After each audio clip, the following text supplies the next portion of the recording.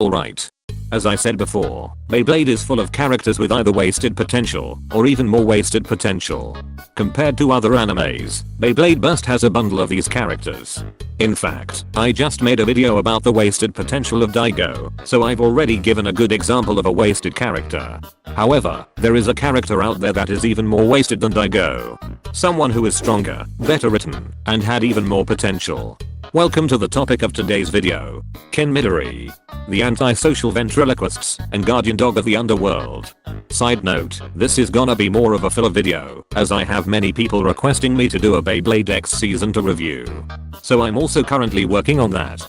So stay tuned if you want to watch that. But enough talking. Let's start the video.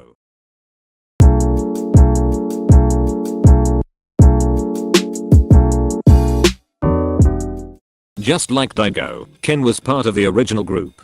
The only difference is that Ken came an episode earlier. He is presented with his ventriloquist skills that represent his two personality traits. Keru, who represents the shell he creates around himself. The side of him that he presents himself with. The determined and scary side of Ken. Along with Keru is Basu, who represents Ken's inner self. The goofy version of him that he hides from the world. This aspect of Ken gives him such an intriguing introduction. But let's not forget that Ken is not only a ventriloquist, but a blader too. Ken uses a defense type bay, King Base. A bay with a round layer that neutralizes attacks, and a tip that will force the Beyblade back into an upright position after being knocked off balance. Of course this bay gives Volt a tough time, but with the power of friendship and mainly plot armor, Volt wins. Just like Daigo, he becomes part of the group. However, a shocking turn of events occurs. After the tournament, the group participates in a battle with Sword Flames, the team's under is on. During the battle with Team Sword Flames, it is revealed that Ken is switching schools, meaning that he won't be part of the group anymore. What's sad about this is that Ken is probably used to this. This is mainly the reason why Ken is so antisocial. He never has a chance to keep the friends he's made. And when he finally meets a group he can be his true self with, he has to leave them. So with the fresh news, Ken goes on a winning streak. Beating Yukio and Yugo, but of course getting his shit rocked by Zunder.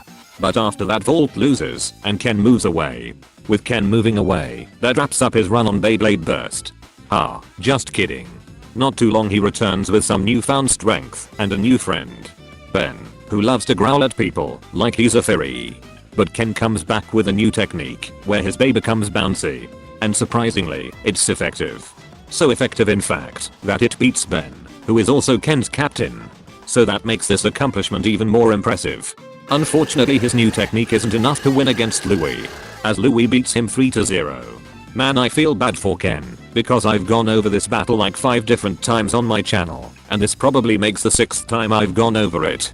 Heh, or maybe the 7th time. Okay, I'm sorry. But after Ken gets demolished he doesn't participate in any more battles. Which wraps up his run on the first Beyblade season. Overall a great character and a great blader. And because of this great run, he of course returns in the next series. Kind of. Yes, Ken does return in Evolution, however he doesn't return in the way you think he does. Ken gets heavily sidelined in Evolution.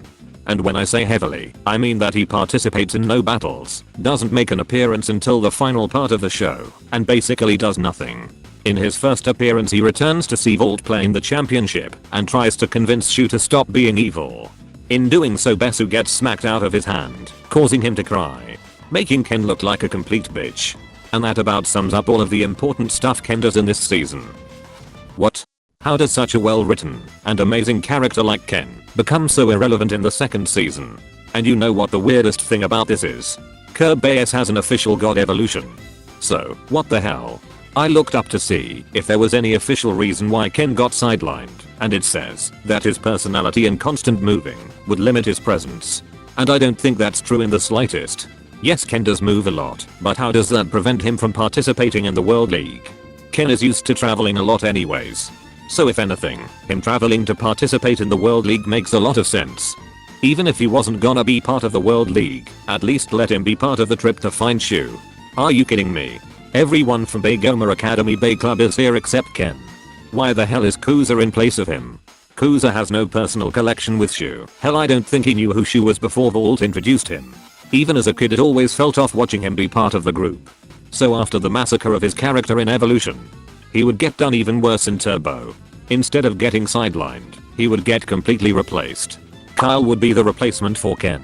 Now while Kyle is a downgrade, he isn't a bad written character. In fact, if you look deeper into his character, he actually plays a bigger role than you think. Since he is connected to a future antagonist and participates in many important battles. Like the time he became food for free. Also side note, this is the worst Kirby's design ever. This doesn't even look like a dog, it looks like a damn eel. Hell, it even sounds like an eel. Take a listen.